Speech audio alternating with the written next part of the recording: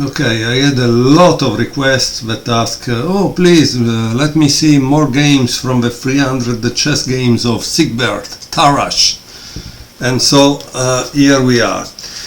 Today I'm going to show you game number 4 of this collection of games.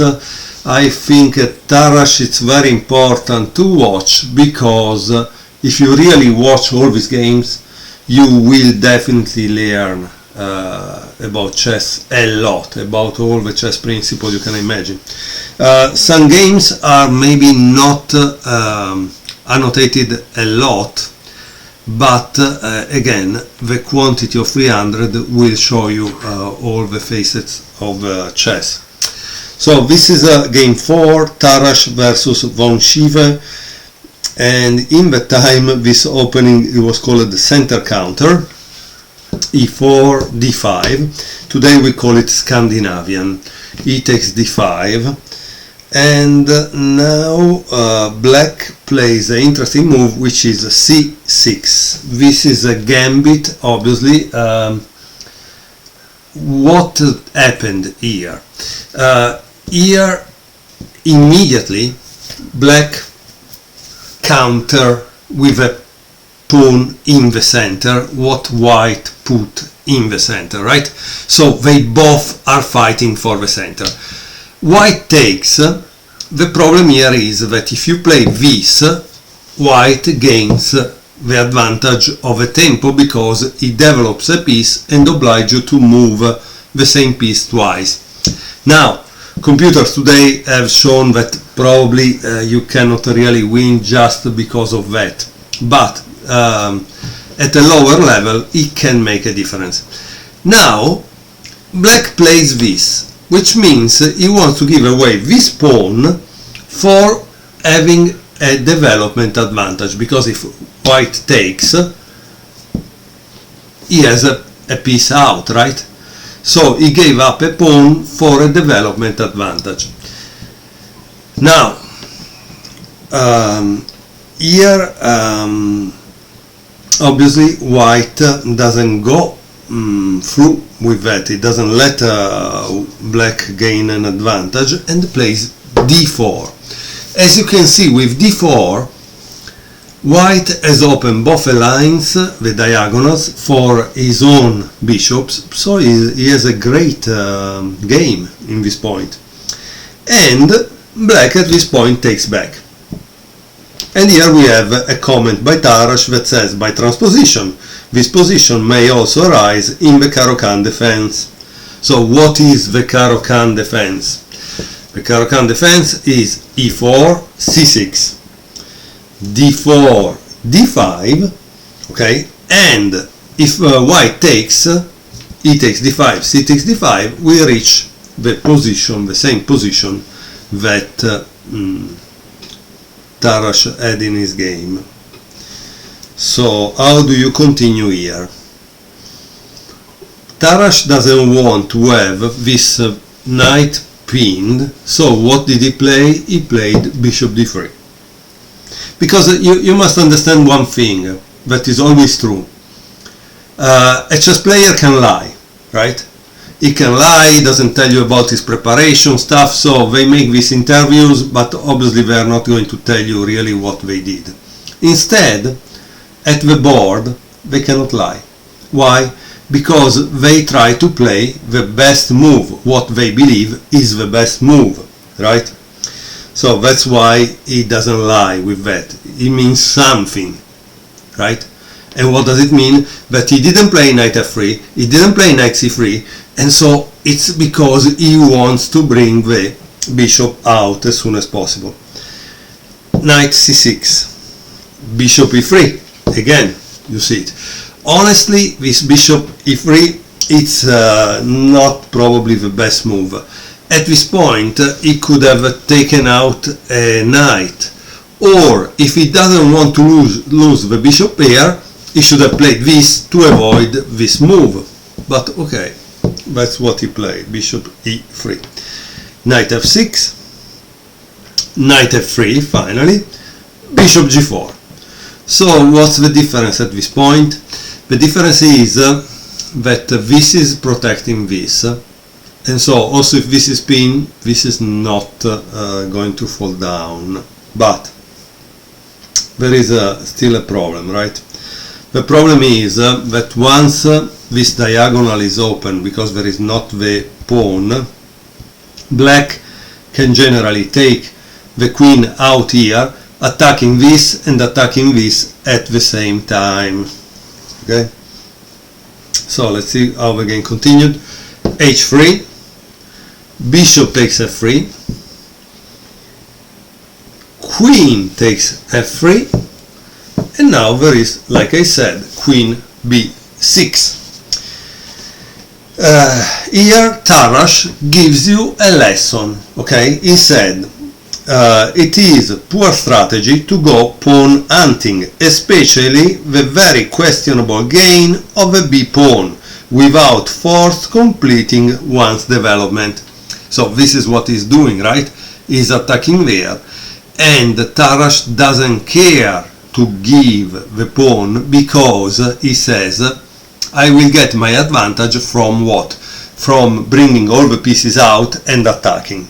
So what do you think white played in this position? It's quite simple. The task of the opening is 1. To bring out all the pieces, 2. Castle, 3. Connect the rooks. Okay, this is what you must do in every opening. Now, there must be some reason you don't do it, okay? There must be, if there are some special openings that you study and try to make it different, great. But in general, if you remember these 3 things, you will get out of the opening in a good way. And not only, obviously, there is also the fight for the center that we will address in other videos, because the fight for the center makes a difference. But at this point, Tarrasch obviously played castle, because he doesn't care to defend that. He wants to finish the development as soon as possible.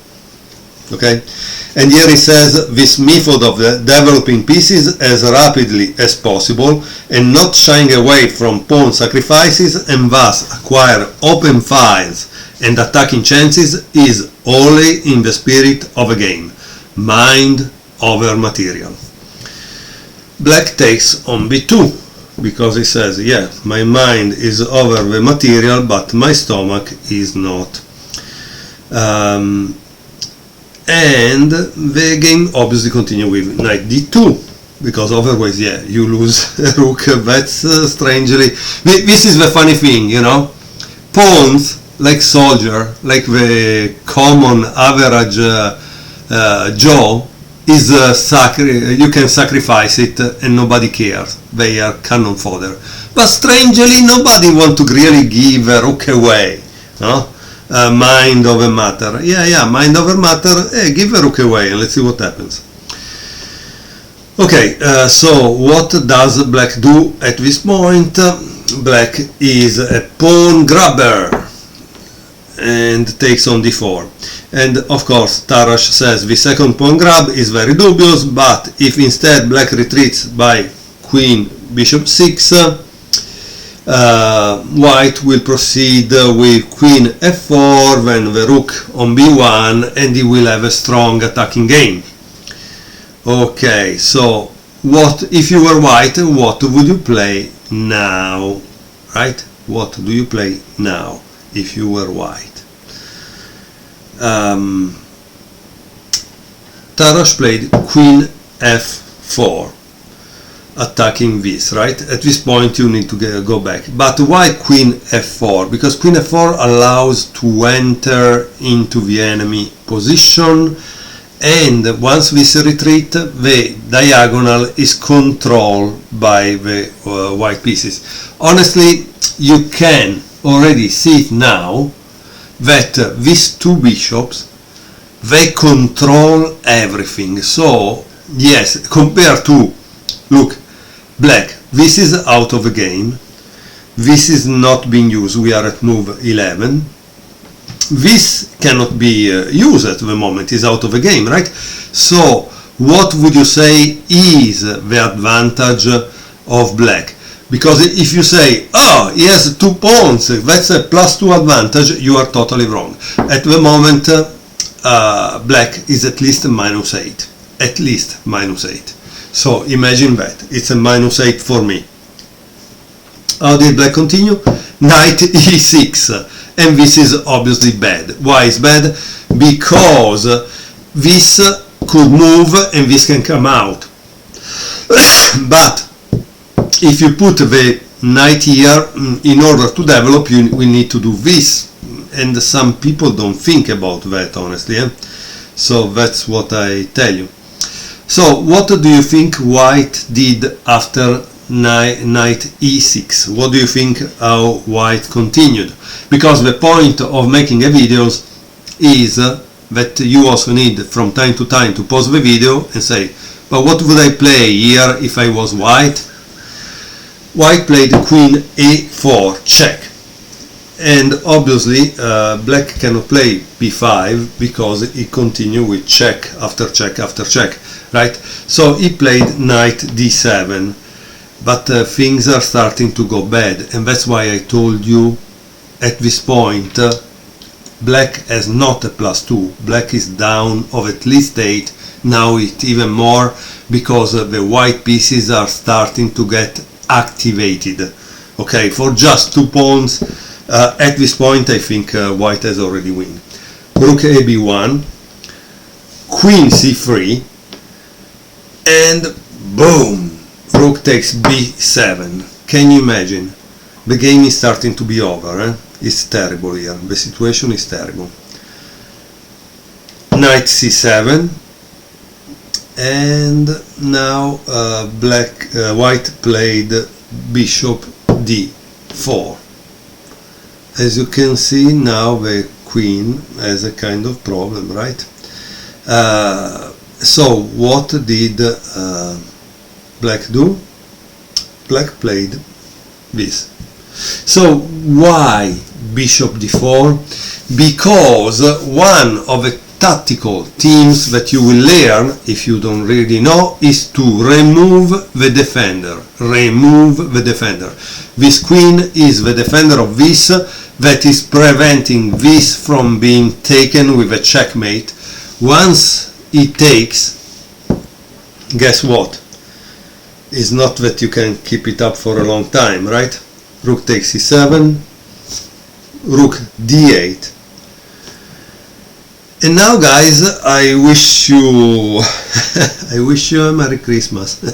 No, I wish you guys to pause the video because there is a beautiful finish in this position, but honestly you might have seen something similar also in Morphy's games, so like 50-60 years before this one you would have seen it. Strangely, there is not the date, but these games were played in Breslau from 1862 to 1880. Okay, so what do you think white did now? Because it's a beautiful move. Okay, the move is queen takes d7, check. Obviously, rook takes d7, and what do you think white continue? Boom, rook c8. Rook d8, and of course now there is the checkmate, right? That's why I'm called Mr. Checkmate. Bishop b5, checkmate. So I thank you very much for watching. This was game 4, Tarrasch versus von Schiewe, played in Breslau in a period of time that was between 1862 and 1880. I hope you will enjoy more games from this book. If you are a beginner, please try to consider to buy that book and go through all the games over the board. Over the board, okay? You need to go over the board because in this way it will open your eyes to what is actually happening. Thank you for watching and see you next time.